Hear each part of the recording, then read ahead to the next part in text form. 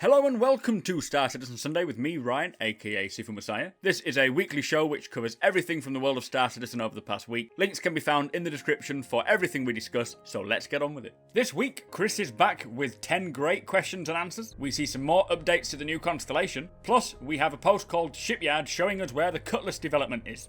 I just wanted to take a second to thank everyone who watches, all the subscribers, especially our patrons. We have reached 7,000 subscribers recently, which is just incredible, and I am so appreciative to everyone who has supported us, watches us, comments regularly, and there is no way I can express just how grateful I am to you all. Thank you so much for joining with us. I look forward to the future.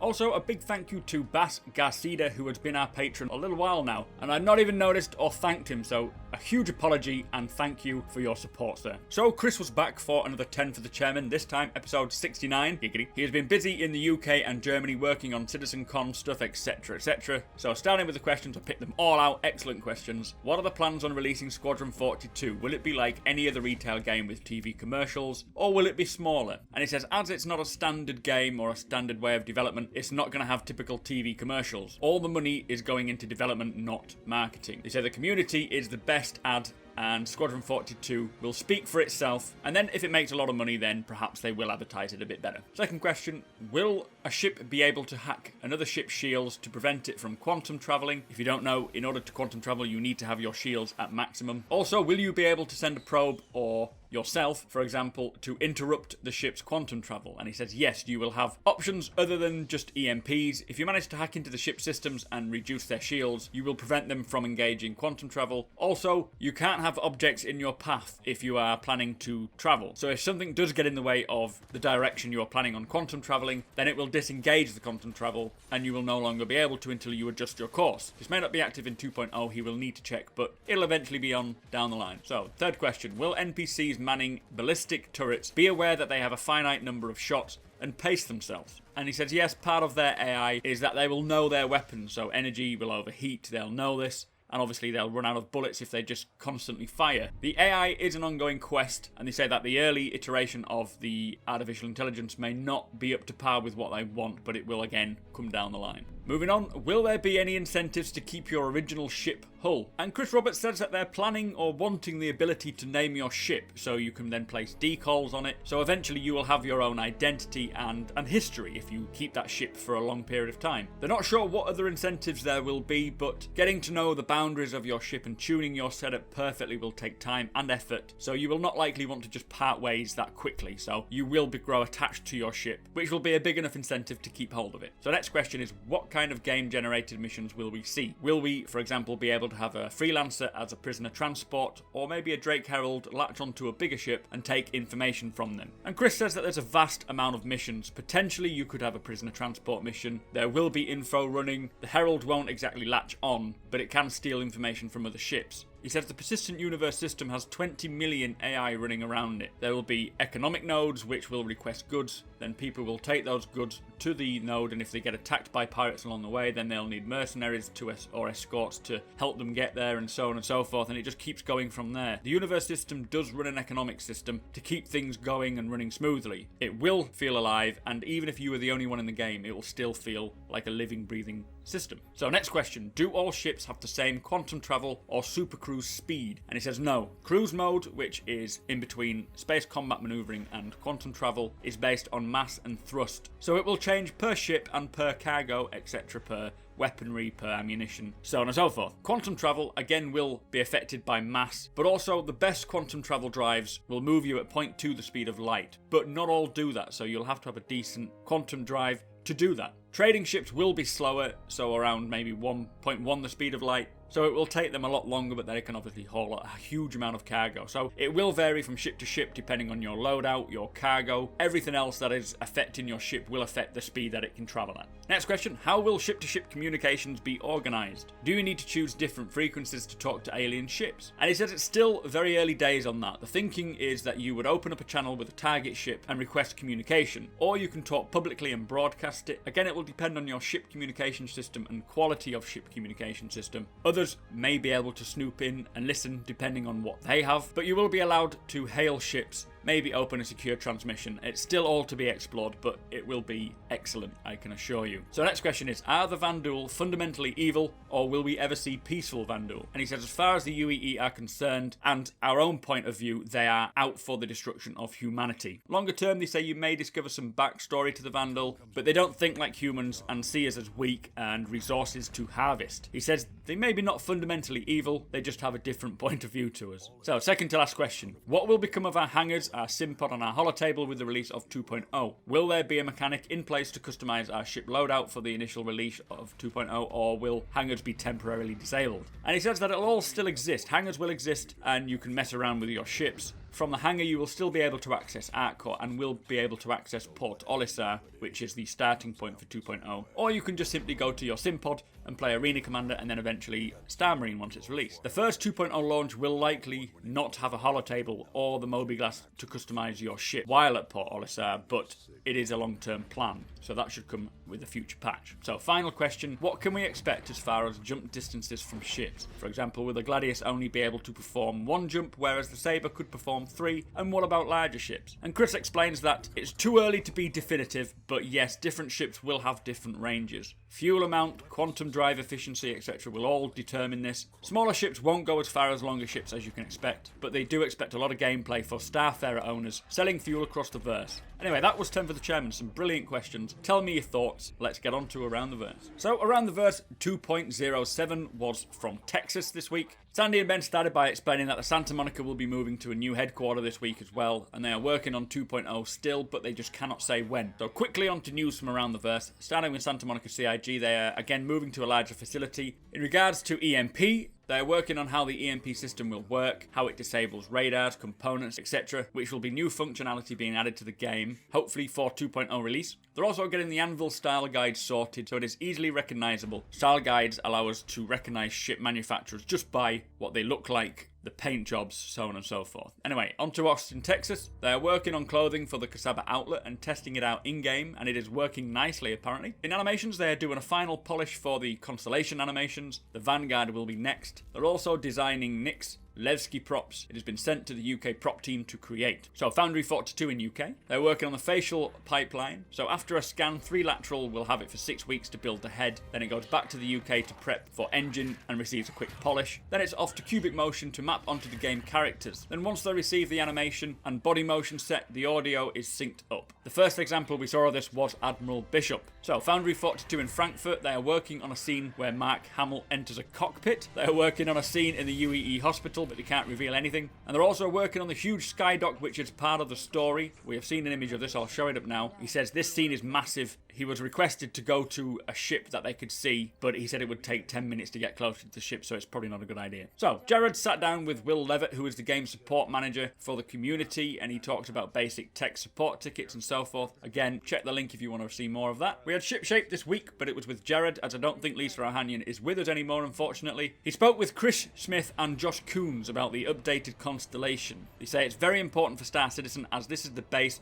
for how they will bring all the other ships in. They have been working on it since February, and we started off with Chris Smith talking about the interiors. And he says it's currently separated into 4 sections. You have the nose, the neck, the body, and the tail. He says a nose bulkhead has been added to allow separate EVA so that you don't all have to enter a depressurization. They've added more detail to get it up to the Retaliator model. There's still work to do on the interior lighting. The entrance to the turret is now on the rear, facing the external doors, and the bottom inverted turret is no longer inverted, and it's because it would take a lot more time to remodel the area. It would take too long. They will make sure that the chair swivels better to help it out. So in the next section, this is where the living quarters will be. It's brighter, it's wider, it's more friendly. There's a bench and a retractable table. The airlock is now rectangular to allow all crew to fit on at once. There's a new bathroom combination with a shower, toilet and sink. There's lockers, an armory station for weapons, escape pods and beds as we saw before, and it is looking very nice. Onto the main body or the cargo module. This is the biggest part of the ship. Its main change is the missile reloading system, which looks incredible, and you will actually see missiles slotting up as each one is fired. There's also airlocks and docking collars as before, and there's component sections for avionics. They're not serviceable now, but they will be in the future. So the tail area, which we didn't get to see, as I think it's still a bit buggy and animations were missing, is where you'll walk up to the Merlin and enter. Very, very cool. I am so excited for the Constellation. It is looking incredible. After that, we met with Josh Coons, who took us around the exterior. He did an overall silhouette tweak. It looks more industrial and constructed. There's a significant pass over manoeuvring thrusters and positioning. Turret bay doors had some more detailing and decals. There's LED lighting states for battle modes, which sounds pretty cool. There's a new cover cap for the escape bay with depth charge packs, which looks insane. So these will blast off and allow the doors to open. There's a top hatch exit. There's a bigger bottom exit and escape pods for the bottom as well. They have revamped the missile launcher fold-outs, which look much more beefy. And there's a new missile deploy, which will pop up and will be cool, they say. So very, very cool. In the rear, obviously we've got the new Merlin dock, which they say looks cooler now. There's new landing gear as well, and it is 500,000 less polys than the original, but it looks like far more. I've no idea how they do it. It's insane. So from there, we met back with Sandy and Ben. They've got 100,000 Facebook followers. Don't forget to follow them. There's a Squadron 42 Facebook page, and they say they only had 3 followers, so don't forget to follow them as well. They also have Instagram and Twitter for Squadron 42, so if you are into that kind of thing, follow them on there as well. The most valuable post went to a chap called Shane for putting together the Star Citizen Bar Citizen in Austin. They did say there will be another get together with Chris Roberts and Erin. Hopefully it will be in the UK, as we can all get pissed up together. Anyway, the sneak peek is the Freelancer rework concept art. It looks fantastic. Again, another ship I am so excited for. These new reworks are going to look amazing. Now, they mentioned there's no Around the Verse next week. It will be kicking off a 3-hour live stream to celebrate the anniversary. It'll start at 11 AM PST and finish at 2 PM, which is about 7 PM or 10 PM in the UK. So don't forget to be there and watch them. It's going to be incredible. Hopefully there'll be an anniversary sale as well. Anyway, that was Around the Verse. Quite short and sweet. Tell me your thoughts on it. The Constellation is looking incredible. I really cannot wait to get our hands on that in 2.0. So on to the ever-anticipated 2.0 weekly update. They started off by saying that the lead FPS programmer fell off his bike this week, breaking his wrist, which is unfortunate, and we wish him well and a swift recovery. They are pooling resources together to help pitch in and get it completed. They have nearly finished their Excalibur process. They have one more QA report of missing assets, and the Gladius is causing a black screen hang on the tutorial of the game. Hopefully they say that should be the end of it for 2.0. The new UI, which we saw last week, I'll show you again, is almost hooked up and is in full test now. The system offline sections will come with a future release. The item component for EMP is being hooked up and also in full test this week. Design have been reviewing the new IFCS flight modes. It is coming along nicely, but always with any new changes to the control system, it feels weird and takes time to get used to. The worst bug, which has been a thorn in their side for a long time now, has been server degradation. In the time of writing this, he says, they have committed a fix which will hopefully cure this problem, ready for the next QA build. So fingers crossed, because that was a big one that was stopping a lot. It was basically preventing players getting into the game server after extended play, so hopefully that's the last of that we'll see. They have unearthed some new blockers on the release build, but they have walkarounds for them all in the profile build, so work can continue, but it means that no release just yet. Production, QA and dev are doing some triage work on the remaining issues, looking for a creative resolve to get the solid release candidate together. They're making tough decisions on what is a must fix for release, so it sounds like they're just chopping a couple of things that are not primarily needed for the release if it's causing them issues. So onto the gameplay and engineering. They have fixed memory leaks in the new zone system when destroying vehicles. They're working on fixes for quantum travel, working on a fix for being teleported back to the starting point when emerging from quantum travel. They're implementing and balancing the new quantum travel fuel type. They're working on network optimizations, performance optimizations, and general bug fixing. Onto the UI, they are again bug fixing and polishing. They're removing the tooltip to heal players when near an injured player, since they have temporarily removed the ability to do so until they fix the medpen animations. Art side of things, they're again just doing bug fixing and polishing. Animation, they say ADS is much improved, and they are looking forward to doing more FPS playtests around the station, around the Armistice Zone, which I assume would be the Green Zone. The Green Zone being a place where you will be encouraged not to fire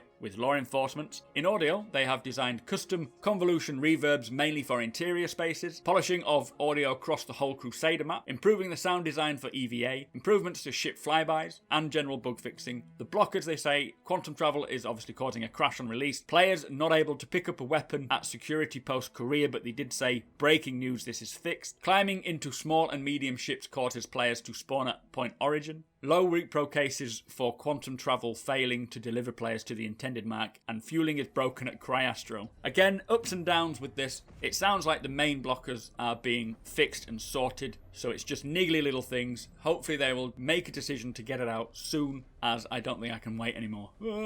So we had a new post titled The Shipyard, and it was Sharpening the Cutlass. This is a new series of articles exploring the history of the ships, seeing where they are now and where they're going to end up. They decided to start with the Cutlass because it's had a storied development history, and it gave them a chance to take a look at its trials and tribulations. So it starts off by showing us where the Cutlass started, which I won't go into, as most people will likely care more about where it's at and where it's going. By all means, check the article to see the history and inspiration for the Cutlass. Neither versions of the Cutlass we have seen in the hangar and AC express the true purpose, and were literally just to tide owners over until the final version is released. So in terms of flight, when first designing it to fly, it was worked on by internal staff and several outsourced companies. The ship pipeline was in its infancy and was extremely complicated. The main challenge with the Cutlass was the thrusters. It required a completely new thruster setup never created before on Star Citizen ships. The main thrusters were supposed to have child thrusters, which have been absent since flight ready release. The original IFCS system was never written to account for thrusters with thrusters on them. They were removed until they had time to address it. They will be included in the upcoming model update. So to say, it's safe to say that the Cutlass has suffered from a lot of issues. They are intent on making amends. They need to get it to the standard that's required and handed to Foundry 42 to do so. The Foundry 42 designers worked a proposal to keep the unique shape but allow for much interior modularity, and it is now split into 4 sections. Very much like the Constellation. First section being cockpit and storage. Now this obviously contains the cockpit, a small utility area for personal storage and weapon lockers. It's separate from the next section via a bulkhead. The second seat is moved to a single display screen for engineering or remote control functionality,